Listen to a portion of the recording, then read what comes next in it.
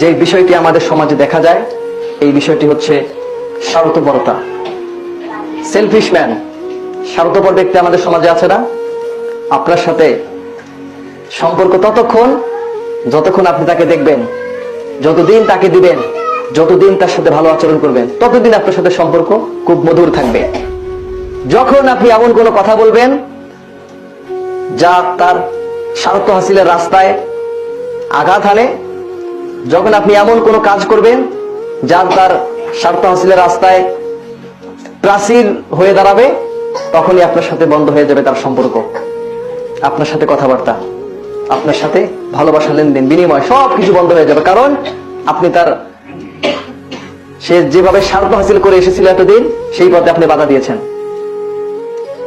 সে এতদিন অনেক মেরে ধরে খেয়েছে, যখন আপনি প্রতিবাদ করলেন তখন সে হয়ে গেল আপনার শত্রু।